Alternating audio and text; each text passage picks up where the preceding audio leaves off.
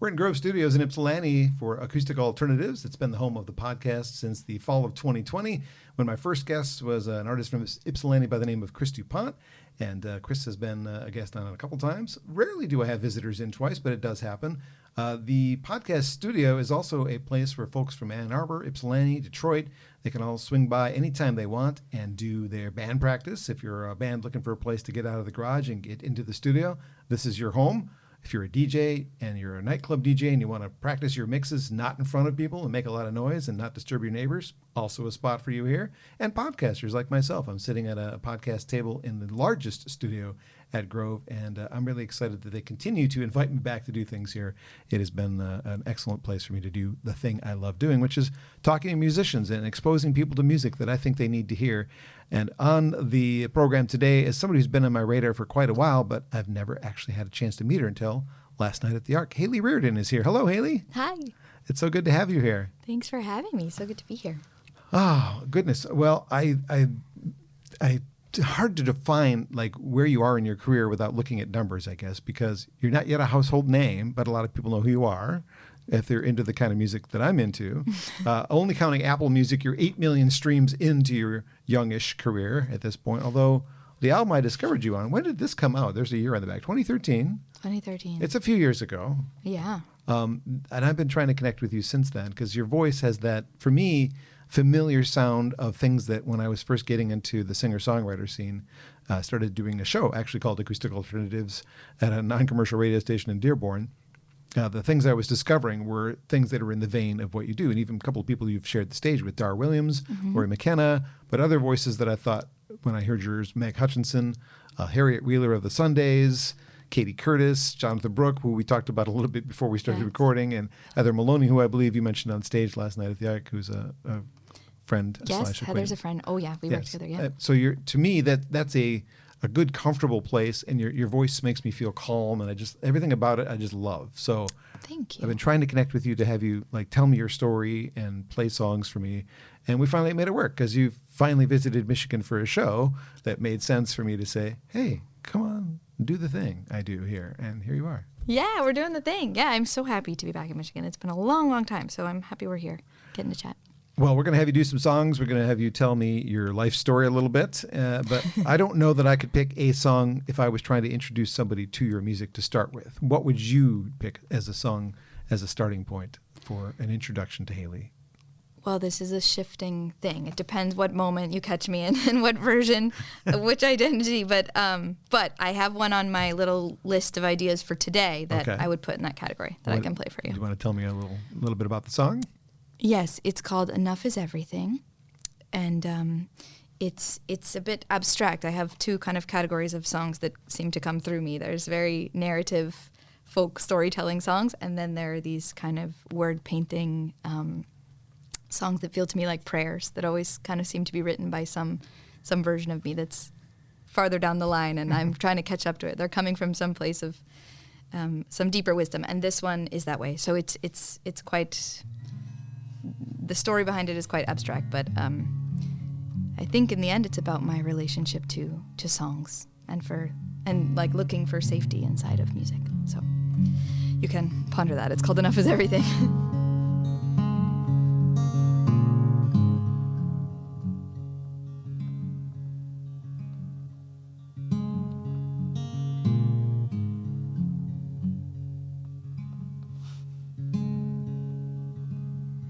The bravest woman that I know doesn't hold the job, answer the phone from a one-bedroom beside the sea. Enough is somehow everything. The truest place I've ever been is a tiny room inside my chest. And most of the time the doors are locked, but when I make it there I don't get lost. So I held the world, then put it back. 'Cause what was I to do with all of that? Well, she split in two and burning red, with a thinking heart, a feeling head. Ooh,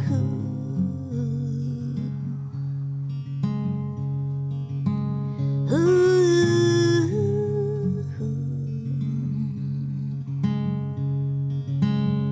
And if what I meant to say gets lost, well, you can let that be the aim and not the cost. 'Cause I've been flipping coins since I was young, thinking every choice was so hard won.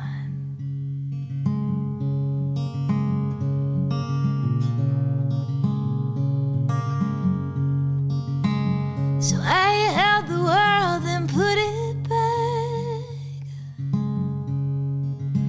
'Cause what was I to do with all of that? But she split in two and burning red, with a thinking heart, a feeling head. You can only dance the line so long before the line itself becomes a song and evaporates into the air, as if you were never really there. Ooh,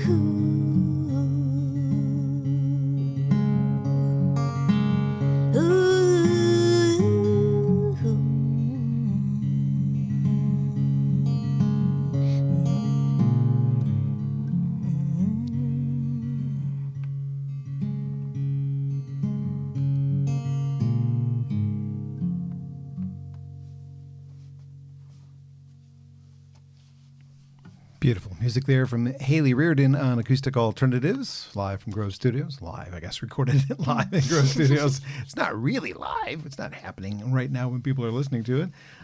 There's a fair amount of music out there by you, and I'm going to put a link in the descriptor on the podcast on whether it's on YouTube or whether you're listening on one of the many platforms. But the newest are a live album, which includes your friends whose names I'm not going to mispronounce, so I'm going to let you tell me their names because they seem like I'd mispronounced them. Yes, Pau Figueres and Arnau Figueres. See, I would say those wrong. Yes, they're brothers. Pau is missing an L for me. I want to put an L at the end and make it Paul, but it's not. That's happened on some shows before where I had to email the venue and say, can you take the L away? Yeah, because it just looks like it's missing, but it's not. It's not a typical name for people who are raised in America. Also an 8-song project called After Everything. That was September of last year that was released. So a couple things that you put out last year. Mm-hmm. And I'm sure you're one of those people who's constantly working on new music, and we'll get to that. Yes. But those are the most recent things, and I can't show those because they're essentially digital only releases.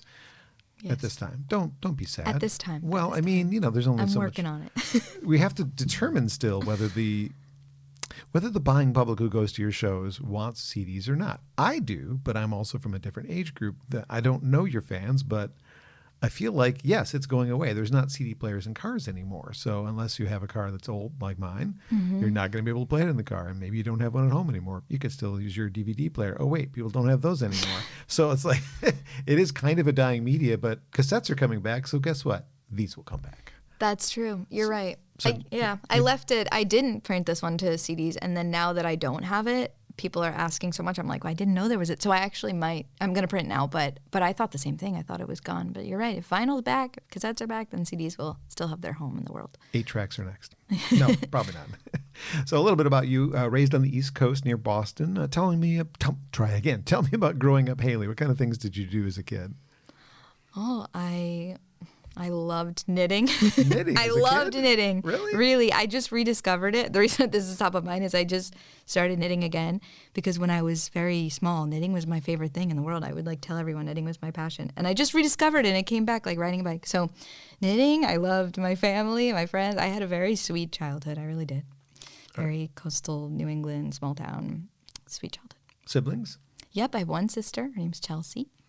She's 6 years older than me. And we grew up in a town that our parents grew up in and their parents grew up in, so we had real roots. You said your dad went to U of M. What did he do? Why did he come from Boston to go to U of M? Because there's good schools there, too. That's true. And he actually went to a lot of schools. He had a very, he Roamed the world. Yeah, had a vast educational path going to a bunch of schools. But he started at U of M, and he studied naval engineering, naval. I wasn't there. Okay, yeah, naval engineering. I think that's the term. Yes, He may watch engineering this and scold boats. you later. For I not know. remembering. I wanted to say naval. It's naval engineering. It is. Yeah. I believe you. Yes. You could make up anything. Underwater basket weaving is probably not the answer, but you could have said that. I went, oh yeah, I've heard of that. That's what he came here for that program. I remember it. He said that was the one program, and he submitted his. I know he went to South America and Central America on a trip after high school, graduated early to be able to go on this road trip, this adventure trip to drive to the tip of Chile. And he said that during that time he figured out he wanted to go to U of M to this one program and submitted the application just to U of M. So I know that much, Dad, if you're watching.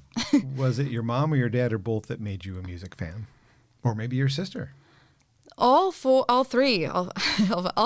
My sister is a beautiful singer, and I grew up listening to her sing, and I think that a lot of the like inflections and vocal things I learned from listening to her sing.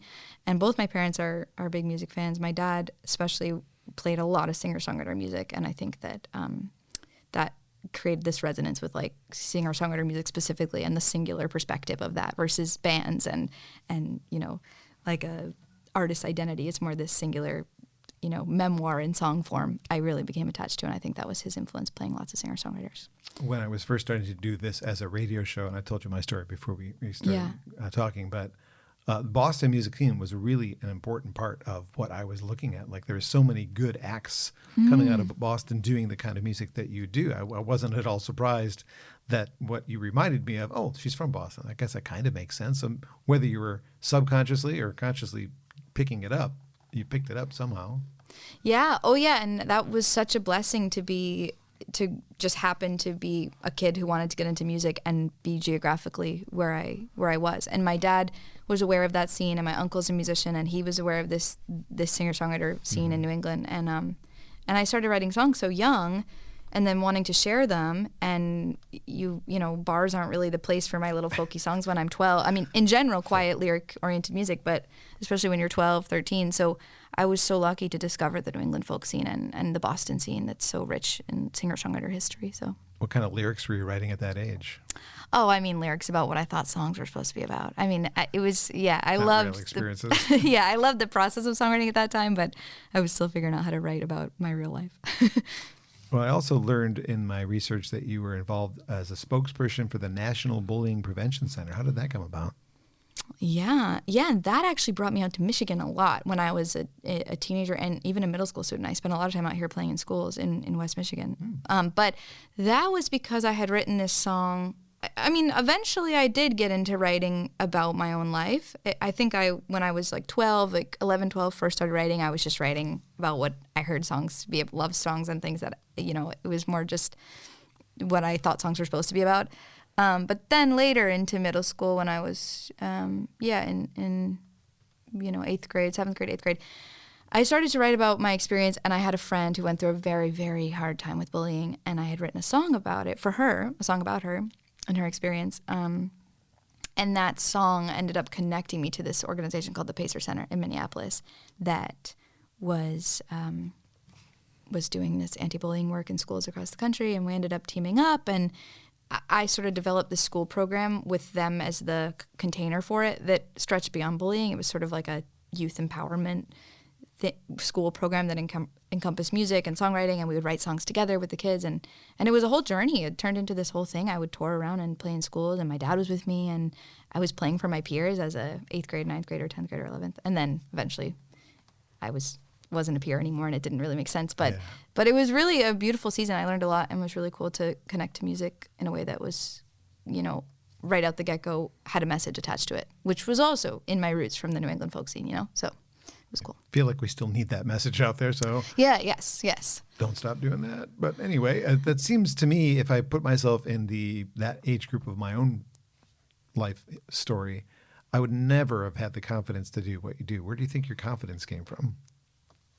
I don't know. I think it came from songs, really, because I was not confident. I was such a shy, nervous kid. And I'm still quite nervous, like anxious, but I'm not, but I think that it was the music. For some reason, it opened up something in me. And when it was in the realm of sharing music or talking about songs, or I wasn't scared anymore. Well, that's good. I mean, that practice. Yeah. I suppose practice does that for everything. So Yeah. Similarly, when I started doing radio interviews, 30 years ago, whenever I started doing them, it was like, well, I hope I'm good at this, and just eventually you get a skill and it becomes rote. You just know how to do it. Yeah, you just get used to it. Exactly. Yeah. So, do you remember the moment that you received a piece of feedback that made you go, I think I want to do music for a living. For nothing else matters. This is what I want to do. I don't know if it came from like a piece of feedback. I think because I was so young when I started and I had so much support, I really did. Like my dad was really supportive, but my whole family, my mom, my sister, but my greater community, like I was very supported, so this helped. But I think it was more because I started so young, it was just natural. Like it was what I did, and I was embraced in doing what I did. So by the time I was thinking about what a person does with their life, Right. I was already doing it. So it wasn't like, oh, maybe I can do music. It had been kind of cultivated as a part of me by the time I was looking at a life path, per se. But I do remember like my first time like playing to shows, playing a full show, a full room of people who'd come and feeling like, wow, this is a thing. And yeah, I remember. But I don't know if it came from a certain piece of feedback. I think it was a very natural progression. You just kept doing it, and it became who you were, essentially. Yeah, stuff happened. It built its way into my life, and it became a part of me, and then opportunities kept coming, and I kept following them, and it's just natural. So knowing you went to school with the B, it all surprised where you landed. So they probably saw that the whole time. That's all they ever saw. I guess. I mean, one part of it, but yeah, I was definitely doing the song thing from a young age. You went to Nashville for college. Where did you go?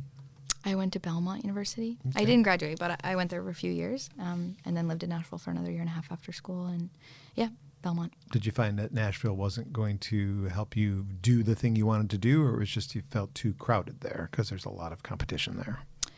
Yeah, it wasn't that I didn't think Nashville would help me do what I wanted to do. I think there's so much opportunity there, and I met amazing people that I'm so grateful for my time at Belmont and the people I met.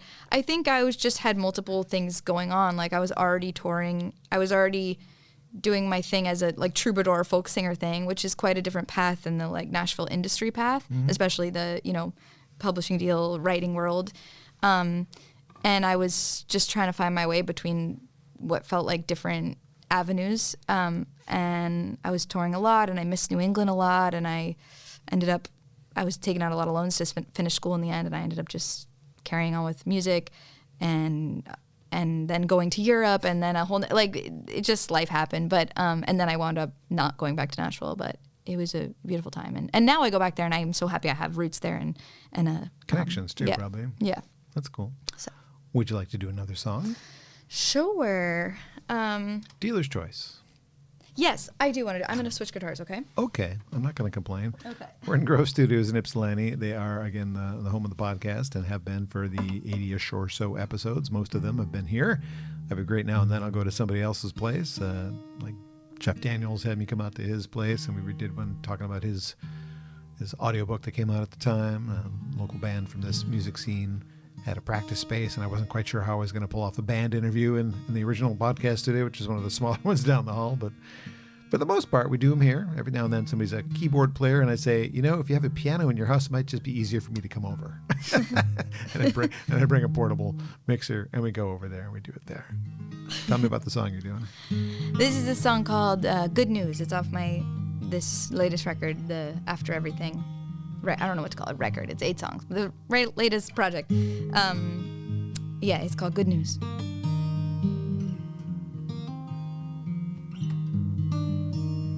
said your whole life's your moment, so I don't know which one you mean. As we sat outside the station, I was talking about the dreams that strangle me.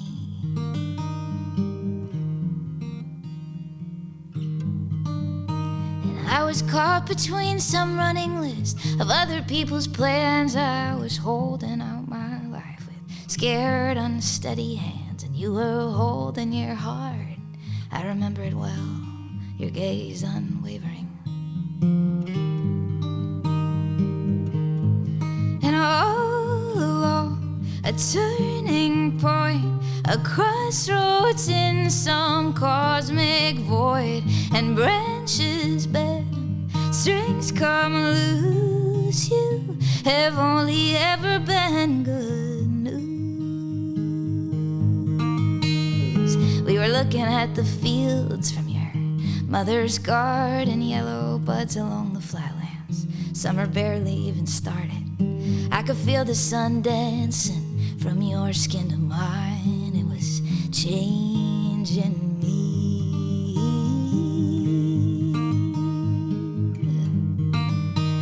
Finally, and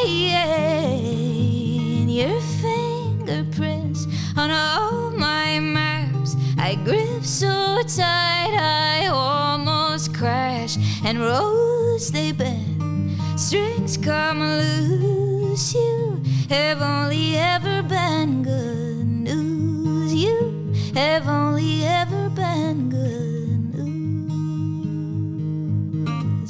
The way your left foot still tilts inward every couple steps. The way you fed me blueberries on that night bus to Switzerland, and how you somehow speak in poetry in a language that's not yours. Oh, something deep within you has been here before.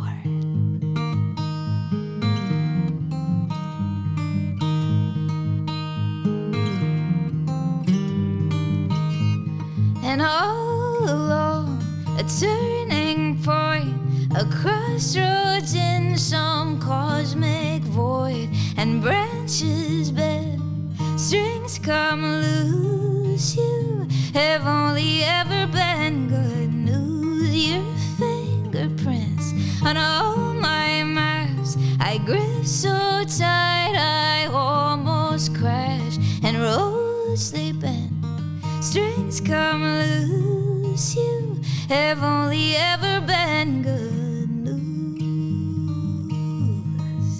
And good news heading up and for you. The good news.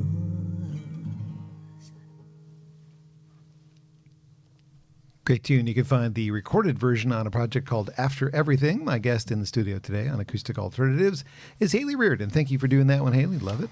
Thank you. Your voice sounds fabulous today. Thank you. It's had rest. Yes, kind of. Well, Truth in Advertising, we're on a night where you don't have a show following your first ever appearance at the Ark. I can't believe it's taken you that long for them to book you in there, which is silly, but I'm glad you were there. I loved it. My favorite place to see a show. I have my name on a plaque on one of the counters there because I sponsored a seat because it means so much to me to see music there. That's awesome. Yeah, so I'm glad that they brought you in town. So again, tonight's kind of a night off, and you're spending it with me, and I appreciate that. I appreciate that you were willing to chat with me about your stuff and play some tunes and Yeah, my pleasure. Let me do my thing. So you briefly mentioned that you went off to Europe. What brought you to Europe to do some living and touring over there? Yeah, well, touring turned into living. But again, I mean, everything I've done has been just like following breadcrumbs and following paths that kind of are revealing. So Europe was a first. I mean, I guess the first time I toured in Europe as a whole was in the UK, and that was a little more like planned and calculated, I guess. But I really ended up spending a lot of time in like German-speaking countries, Germany, Austria, Switzerland to begin, and that was because somebody reached out to play a show in a very obscure place in Germany called Chemnitz, kind of a culture center. You didn't know what you were in for at all. No, and I'd never been to Germany. I never thought about touring in Germany. I figured my music is all about lyrics, and it just had never crossed my mind. And someone reached out about this show in a small kind of culture center, and I replied and said, "Hey, if I'm ever in Germany, I'll let you know. But I don't have any plans to come there." And they said, "Oh, well, let us connect you with someone who could maybe book you some shows there." And then they connected me to an agency, and then I started touring there. And then as I was going, I was meeting people, and it was fun. It re-inspired me in a way, and reconnected me to why I loved sharing songs in this way and in intimate spaces. And then one thing led to another, and I ended up doing an artist residency and moving to the south of Germany, and then wanting to stay and moving to Berlin and work it. Like, it spread out from there. So. Well, was it a good experience overall? Oh, totally. Yeah. I mean, I kind of like that's been the segue into adulthood. Like, I went for, I mean, yeah. I was going to college. Yeah. In so many ways. I mean, it changed me so much. I learned so much, and I've had so many windows into so many cultures and lives and ways of being, and it's been instrumental. Amazing. And eventually you decided to move back to the area near where you grew up. Mm-hmm. And then I don't know, without getting too political, I'm not sure I would move back to America right now, but... well, it was before the current situation, yes. but it was already messed up, yeah. Yes. We're a little messy, but what brought you back to that area? Why did you... I mean, you could have picked anywhere in the world to move back to. Yeah, well, it was about 2 years ago, and this was a long, extended on and off, period of this abroad time. Like, I came home during quarantine, I lived at my parents', I finished my degree at state school, then I went back to Europe. It was very on and off because of the pandemic with a gap in the middle, which we were just talking about, pandemic derailment. So I had my own chapter of that.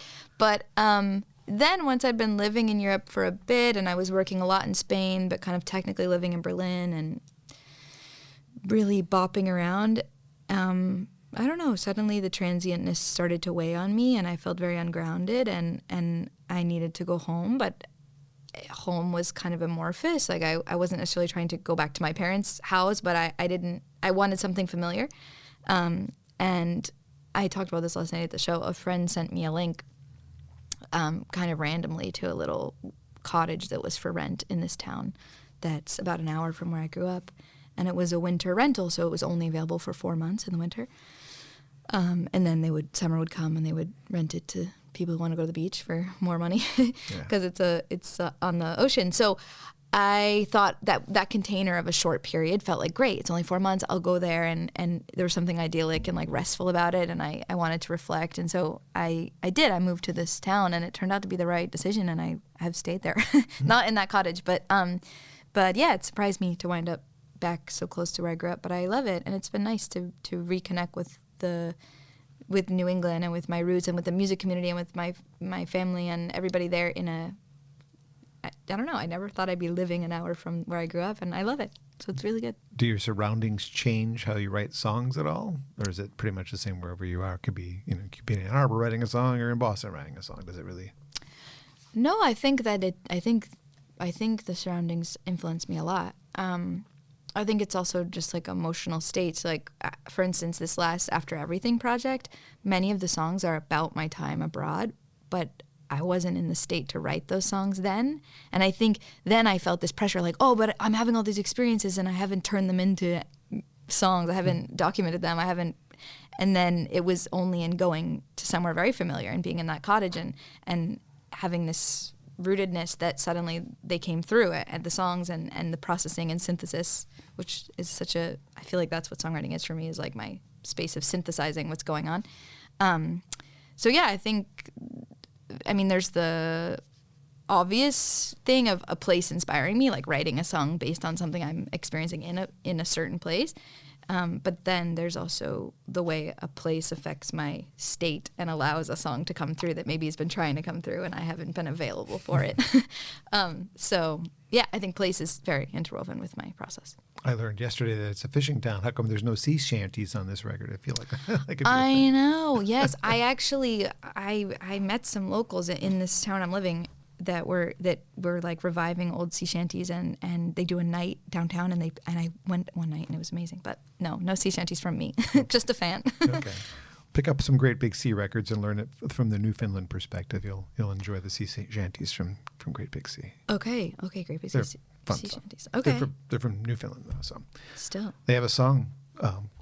It's Boston and St. John, so it's how many miles essentially. It's a love song. Anyway. Oh, a I have band to for- look it up. Yes, song to explore. Yes. All right. You occasionally have played with a band, and you don't do it as much when you're doing this kind of a tour, but how do you choose members for a band? Is there like I'm looking for this kind of player. Hey, does anybody know anybody? Or do you just like go out and see people and say, I want you in my band?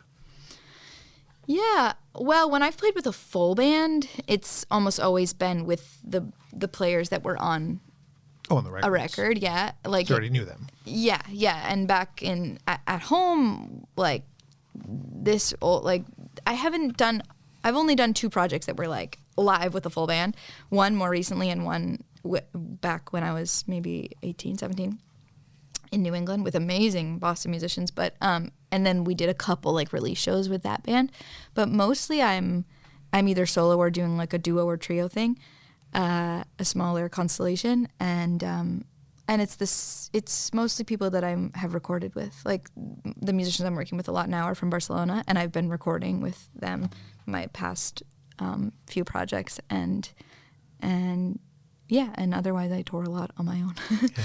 So Well, we already mentioned that your first time at the Ark was yesterday. I know listeners who are catching this whenever they're catching us in 24 hours, you'll be on stage, or actually no, 48 hours, you'll be on Yes. stage at the great venue called 20 Front Street, another favorite of mine, just a little Yeah. farther away. It's an hour drive for me, but I make the drive because I love the place. But you've also done house shows. So you've got these venues, these small listening rooms, and you've got these intimate house concerts. Do you have a preference? Do you prefer to be in a room where you're a little distance from people, or do you love that intimacy of a house concert more? Not that you would like not play the Ark because of it, but if you could pick, like they were both available on the same day, which would you pick? Or is it neither here nor there? You just like playing? I mean, I love playing for sure in any setting. I think it depends. There's something magic about a house concert, about the intimacy. But there's also something that happens with a venue show that also can't happen in a house concert. And it's not as much the distance. You can still access a lot of intimacy. But yeah, I don't know. I appreciate them both for different reasons, but they feel like very distinct experiences to me. And I love both, but there's a certain energy of a venue show versus a house concert for sure and I enjoy both. I can't choose. That's okay. Where's the oddest place you say that you've played a show maybe? Oh gosh, I've played a lot of odd places intentionally. Like once in 2017, years ago, I did a tour. That was the first time I technically went to Europe. I did a tour with some friends of mine that are filmmakers, and we planned this tour of intimate spaces. It was called the Handwritten Sessions, and we only played non-venue spaces. And it was sort of an experiment of that, is like how do songs and music function in non-traditional spaces. And on that tour, we played on a boat. We played on a houseboat. We played in like this castle. We did of the obvious like backyards and things. We did record shops. We did wherever people would have us. So yeah, I've played in a lot of strange places. Yeah, I played last summer in Gloucester, where I live, on one of the old schooners, like out at sea, in the middle of basically a hurricane. Oh, that seems smart. Yes, I sang "If I Had a Boat" by Lyle Lovett, and it fulfilled a dream to sing that on a boat. Love that song. Yeah, well, I'm open. If anyone has a weird place they want me to sing, let's Okay, try. then. Let's not make that too open. Oh yeah, Somebody's sorry. gonna come up with something an appropriate, there we go. obscure place. Let's add a little caveat. Yes. Because I'm a bit of a picky eater. It's the way I was raised. My dad didn't like a lot of things, so my mom didn't cook a lot of things. And you, being on the road most of your life, must have had to just adapt to wherever you were. Do you find it difficult to find food to eat when you go strange places, places that are not where you grew up? You know, I was just talking about this morning with the folks I'm staying with, that I'm first of all blessed that I don't have like technical dietary restrictions, because that does make touring harder. Although it's getting easier all the time. You know, now it's much easier to find whatever, gluten-free or vegan or whatever. Lactose-free or whatever. Yeah.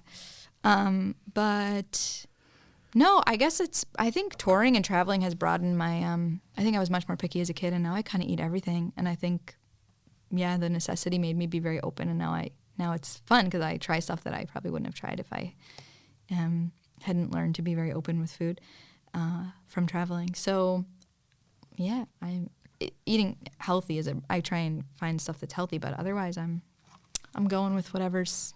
I'm on the food tour too. Okay. On the food culture tour of wherever I am. There you go. Yeah. I mentioned earlier that your voice makes me calm. It brings me peace, and that's a good thing. Do you ever go into a show or when you're writing a song with the intention of making people feel something? Like, do you hope that they're going to get an emotion out of it? I mean, I mentioned my emotion, but do you ever think about it consciously when you're planning a set list or making a record? Yeah, yes and no. I think, yes, in my set I'm conscious of this. Like I'm conscious of how I leave things and the sentiments that I weave through. But also inside of a actual song, once I'm in the song, which they feel like a thing that I enter to me, I'm aware, I guess, from experience that if I'm feeling it, that people have all kinds of different emotional reactions, and I can't always foresee them or plan them. All I can do is be in it, what it means to me. So, but yeah, in set lists for sure, and in making a record, I'm definitely aware of like the themes. Although with records, I feel like sometimes they reveal themselves to me after, the links between the themes that like live inside of a record. But in the show I am, like even last night at the Arc, I played like an encore song, and then I felt that I wasn't leaving on an uplifting sentiment, so I played another song. Just to how do make you know sure. we wanted to? Maybe we only wanted Yeah, one. maybe No. they were done, but I did. That was on my mind. I was like, oh no, I want to leave with something intentional. So yeah, I do think about that, especially now. I think about that lately more than ever because of the times and as I think about what it means to be a person sharing music in a moment like this on the planet. I accidentally skipped one of my questions that would have made more sense like 10 minutes ago. So I'm going to let's backtrack do to it. Yes. I mentioned that I was growing up in this musical genre, hearing a lot of acts from Boston. Yeah. But I don't really know the Boston music scene now. Is there still like that kind of a scene and like newer acts coming out? I still know the people that I knew from then, but is there still like an upcoming scene of folk singers from? Oh, for sure. For sure. I mean, we have Club Passim, which is like the Arc, and that cultivates a lot of, the singer-songwriter folk community, and gives kind of a home to it there. And we have Berkeley in Boston and New England Conservatory, and you have so many musicians coming through. There's still a vibrant folk scene. And also in greater New England, there's the church coffee house situation is so alive, and because New England is geographically so crammed together up there, it's an active scene for singer-songwriters to be in that circuit, and I think it's a great place to call home. Obviously there's a lot of culture and so history, which I think attracts like a certain breed of songwriter. So yeah, definitely. Who do I need to know about that I haven't heard of yet? Oh my gosh, from that scene? There's so many people. Like Mark Corelli. Oh, I know. I mean, you mean new like people. New people. Okay. I don't even know if she's there anymore. I think I'm going to say people that have moved, probably to Nashville. Liv Green. Do you know Liv Green? No, not yet. Liv Green's awesome, but I don't know if she's now living somewhere else. But they do that. They move. Yes. But one of my Michigan people moved to Boston and then moved back to Michigan, and they moved to Nashville. Rachel Davis. You're familiar with Rachel? Yes, I am. One of my favorite guests. Awesome. Yes. Well, I guess we have to credit the place that a person, started. Yeah, or a place that's influenced them in some way. Yeah, I know. I'm sorry, my brain is. Oh, that's okay. Yeah, I just thought I'd ask because it's not being immersed in that scene. Like, later I can tell you about some great Michigan music. Yeah, that I would enjoy. love that. Yeah, but that's because I live and breathe this scene a little bit more than you do. You're here once in a very, very great while. Yes. I just thought maybe if you get a chance to go out and see music when you're home, who do you go see? That kind of thing. Like who actually gets you, oh, I got to go out tonight. So-and-so's playing. Yes. I go with my parents a lot to see. Well, these are all, you want new people. Well, but yeah, I have to give you a list. I'm going to make a list for you. I promise. You got my email. Okay. You collaborated on a recent single or two with Seth Clear, or just one single so far? Two, yeah. I thought One, so was two, yeah. One came out on his record, and one we did just recently at co-release. Other folks that you've had in your mind to collaborate with? Anta Duvacott and I have been kicking around dates to try and work on something. Cool, I love that. Heather Maloney and I already have been working on a project together for like 2 years now, a sleeper project that's slowly coming into being. But I'm excited to get that going actually out in the world. But yeah, I mean, there's lots of people that I would love to collaborate with. I guess those are the ones that are on the current like books. Like I said, I'm reconnecting with like being home in New England because I've been so transient. So I look forward to that, like being able to, collaborate with local people and be more of a present in the scene again, If money were no object and you could pick to work with any producer that you could afford, let's just pretend you didn't have to worry about the money. Is there somebody that you thought, oh man, they would make my record sound so great? I don't know. No, I don't have No? I'm sorry. I don't have You have dreams. I have no dreams. Oh. I have plenty of dreams, but I don't have a like. Producers. That's the person. Yeah. No Rick Rubin is on your list now.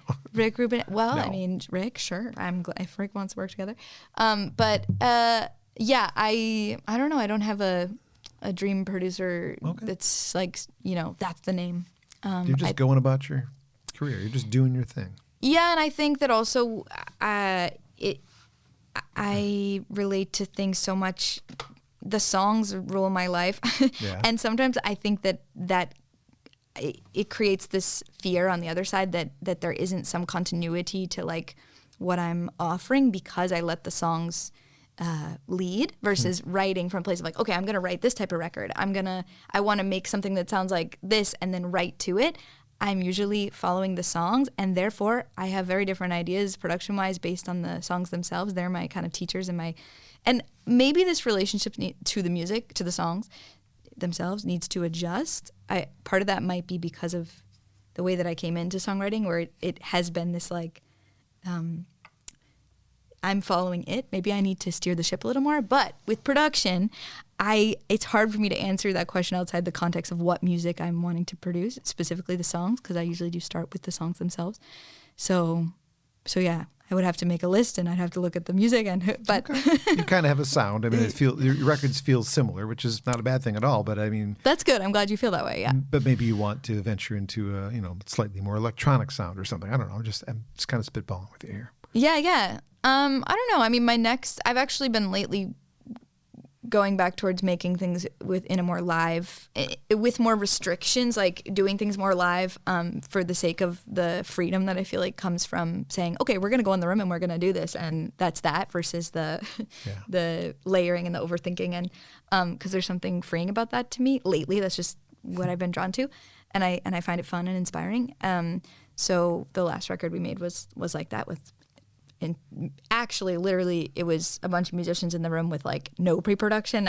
We listened to the songs and said, let's just do what we feel, which was very kind of very freeing. But say freeing is what it feels like it would be. Yeah, it was. And so I've been in kind of loving that headspace at the moment. So my next EP I'm making in June is going to be the same way, like live recordings with the two brothers from Spain that are on the live record we put out last year. But then maybe after that, I'm going to want to make something super produced and tight and planned and not live. So I don't know. I'm following my whims. Seems to be working. Yeah. You just opened a door, though. You said new music. You don't have to, but it's time for another song. Okay. It could be whatever song you want. Just because you said new music, I'm bringing it up. Okay. Don't feel pressure, Hayley. I'm not. I think I'm not ready.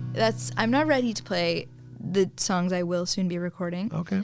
Because I am still writing them and they're in fragments. They're still in fragment mode. But I will play a little love song to Gloucester, Massachusetts. It's called Bone Dance.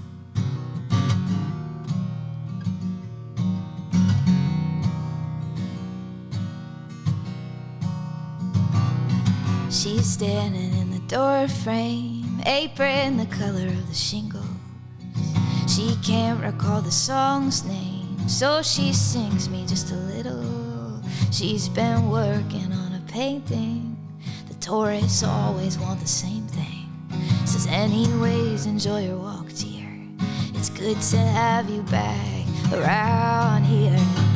Turn me around, yeah, I'm fishing town, fishing town. And up the road, past the pond, the waves are beating on, crashing and laughing again, saying so much for your big plans. This life's but a bone dance with no place for idle hands.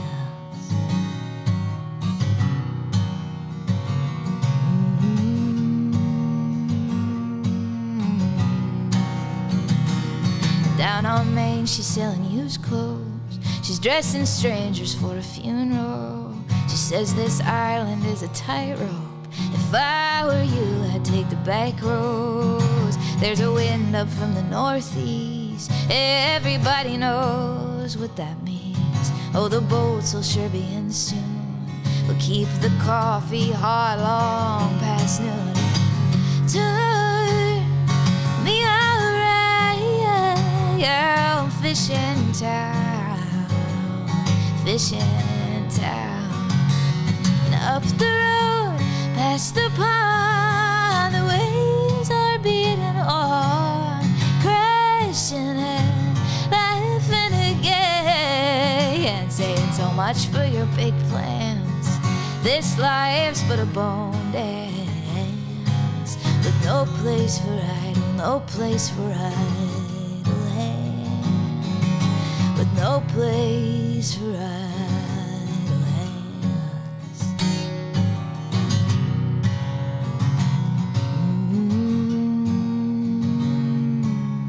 No place for idle hands.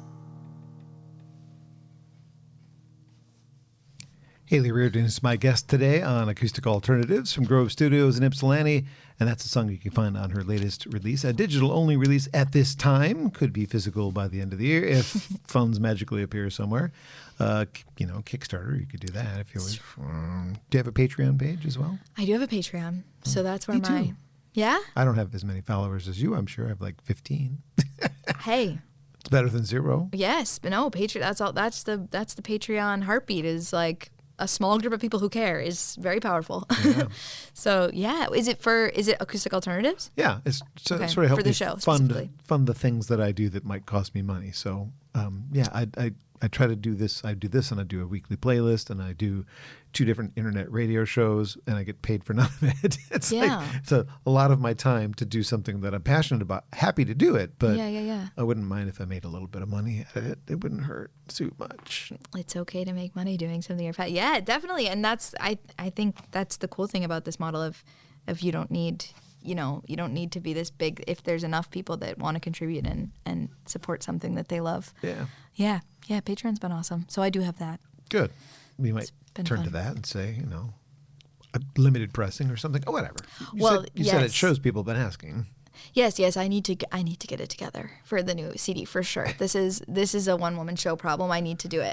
And the patrons and I have discussed this because I said, "Are you guys still buying CDs?" And they were like, "Yes." So yeah, I got to get on it. It will be available soon enough, I promise. Are you aware that there's a video of someone giving a tutorial on how to master a song and they're using your song after you? I am aware. Is it the one with, there's a couple. I am aware. And the reason, which is super cool, that's super cool. And the reason is because my friend, Pal Figueres, a guitarist that I play with who's on that live record, along with his brother Arnau, we did a live session at Telefunken Microphones, which is a mic company. Oh, okay. I mean, it's a German mic company originally, but now their headquarters is in Connecticut. And we did a live session there, and what they do is they put the stems up for people to download and mix. So I think that's what that's from. Okay. But it's been cool to, have people mix those live sessions. I mean, if somebody is looking for a tutorial about how do I master my own music, they might stumble into your music. I mean, there's so many different ways to discover an artist. And, again, this is kind of why I do this. I want people to, I think music is good. Here's music I think is good. So check it out. That's the purpose of this. That guy's purpose was to teach somebody how to master their own songs. But in the process, they might have created a new Hayley Reardon fan. Right, which is awesome. Yeah, it's true. There are so many ways. There's another one that my friend Anil, the engineer on my last records and who mixed the original version of that session, sent to us recently. That was an article, an article about comparing AI mastering to human mastering. Oh, and the point of the article was saying, like, it depends on the situation, and some music this guy's take was that some music the human mastering won and some music the AI mastering one, and it used one of those same songs to say that humans for our like delicate song, it said the quote the meat flesh wins, the meat suit wins, yes, something like this, and we were laughing, but yeah, that's, hey, I'm happy we're getting the audio people on board. That's a good thing. So you're working on a new record. Are you one of those kind of people who writes more songs than you put on a record, or is it a little bit more laborious for you to write a tune? Both. I write more songs than I put out for sure, but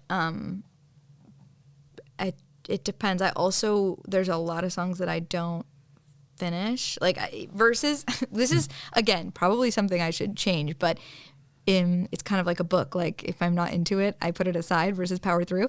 So I often rely on flow. So I usually, if I'm gonna finish a song, I usually feel good about it and will probably want to record it. So I write a lot of partial songs that don't get fleshed out, except for on Patreon. Actually, Patreon, I have a ton of my patrons would beg to differ because there's a ton of songs I play every month, and they're like, "What happened to that song?" And I'm like, "I forgot about that song." They remind me all the time of songs that I'm like, "Oh my gosh, yeah." So I could probably make a whole record, many records of forgotten songs. But I do write more than I record. But usually, most of the songs I'm actually seeing to total completion, I want to at least try to record and see if there's a world in which they live on.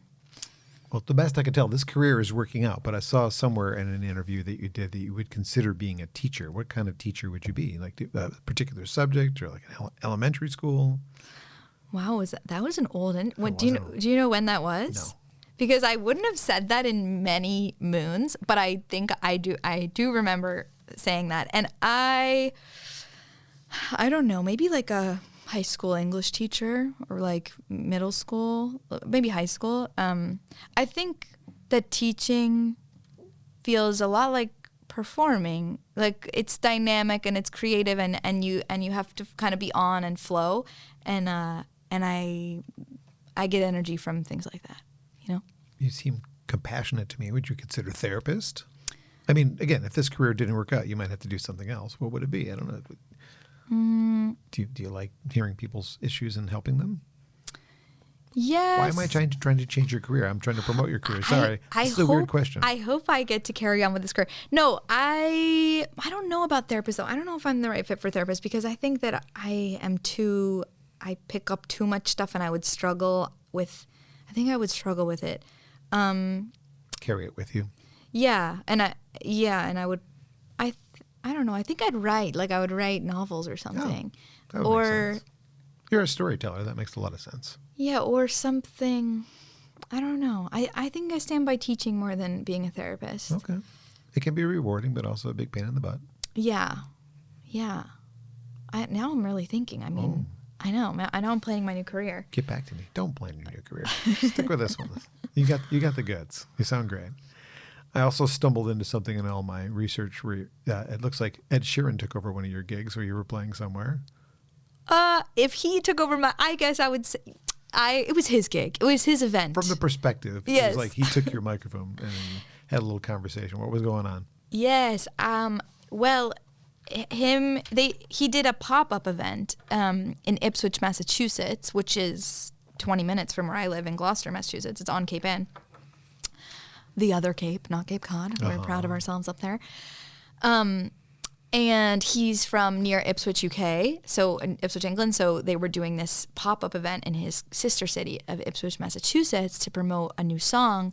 And the song is called Old Phone. So they did, and it's about nostalgia and these themes of like looking backwards at seasons that have passed and lost friends. And it's beautiful. And so they created this pop-up pub called the Old Phone. It was like a movie set. It was amazing. It was a real pub, a real structure, and it was amazing details. The walls were covered in, pictures. It was amazing, but it only existed for like 48 hours in Ipswich, and it was like an experience for fans and people in the community. And they asked a couple local artists to come play, which was also so generous and contributed to the pub feeling like a real pub. There's local musicians playing, and people from the community could come in and kind of hang out. There was food, there's beer. So I was invited, which was a great honor, and then a big surprise that he actually happened to come out into the pub while I was finishing my set, and then took over, played his song, and then the remarkable thing was he gave the mic back to me. Like, my set was over, and obviously the climax of the day is him sharing his song. Like, that was the point. And then he did the most generous, amazing thing is he was like, no, I want to hear you again. And he sat down on the floor in front of me and listened to me. That's awesome. It was amazing. And I was like, no, my set's over. Like, the production person had a walkie-talkie. I was like, nope, I'm on the clock. It's 30 minutes. And then he was like, no, I want to hear you. And he sat down. It was really, really, cool. Really generous. It was really cool. His first tour of the U.S., he was opening for Snow Patrol, and the record label at the time when I was working in a AAA radio station said, hey, we've got this new Priority. You should check him out. Well, we'd only heard at that point the A-Team. I'm like, well, it's a pretty good song, but I don't know what the rest of his stuff sounds like. So maybe, can I hear the rest of the record? So they sent me a digital copy because it wasn't out in America yet of the first record. I'm like, yeah, he sounds pretty good. Let's bring him in. So I got to interview him for his first record. You did? During which I learned the album in Europe had been released, and it was number 2 below Adele and above Coldplay. I'm like, well, you could have told me that before you brought him into the studio. But that's a good sandwich, yeah. Yeah, it's a pretty good sandwich. That's full circle. That's very cool. Yeah. Well, we're running a little short on time. You want to do one more? Yeah, sure. What's it going to be? I'm going to play this song called The Little Sadness. Oh. Am I going to be sad when it's over? No, it's about embracing the fleetingness of everything and joy and sadness being interwoven. Very good. While you're tuning, I'm going to mention I also saw that you were listening to a record from one of my future guests, May Earlywine, who's going to be here in July, one of Michigan's finest. You were listening to her album called The Real Thing, and you mentioned that in a post somewhere. I'm like, how does she know May? I was listening to that record. Yeah, that was like on replay. How did you find that I record? did that interview? I don't even know. I don't know. It's just one of those records that I stumbled into and was just, I'm very like, I have a season where I listen to this thing for a week, and then I listen to this thing and yeah, I remember saying that in that interview, and at that time I was listening to that particular album, and I don't know how I found it. I don't remember. Well, I think streaming, you're always stumbling into stuff. Dig into her catalog. Well worth it. Yeah, yes, I need to. I have a lot of driving ahead of me, so I need to, because that was the one record that pulled me in, and I haven't listened to others, so you'll have to give me some recs for that. Okay, this is A Little Sadness.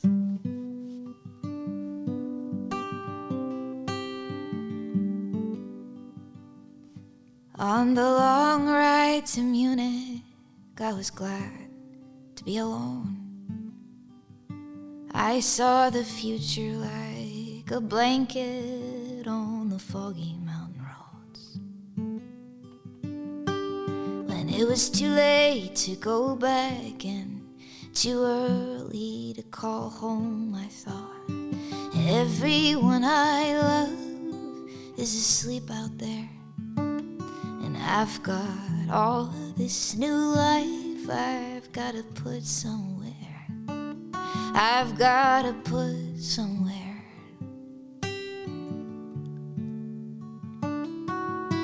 A man whose name I can't pronounce and a waitress he'd once loved took me dancing in a part of town that they were both fond of. When it was too late to go back and I had nowhere to call home, I thought everyone they love is asleep out there.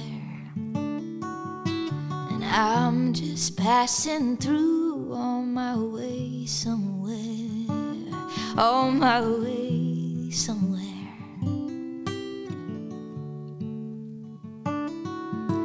And here comes the little sadness. Here comes the little sadness again. 'Cause you can't take it with you, but for a moment I'll pretend. No, you can't take it with you in the end. On the night of some election, we were walking in the park. It was dusk and there were people out, guns strapped upon the guards. And I was noticed by some strangers as they waited for the train.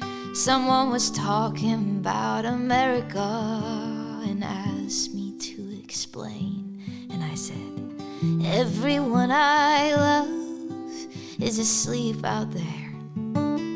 And I forgot I have a life of my own somewhere, of my own somewhere.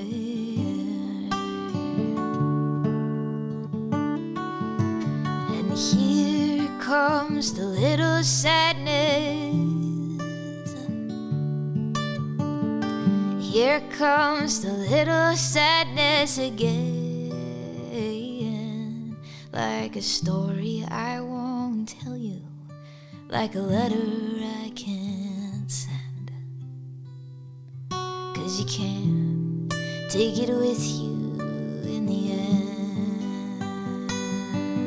No, you can't take it with you.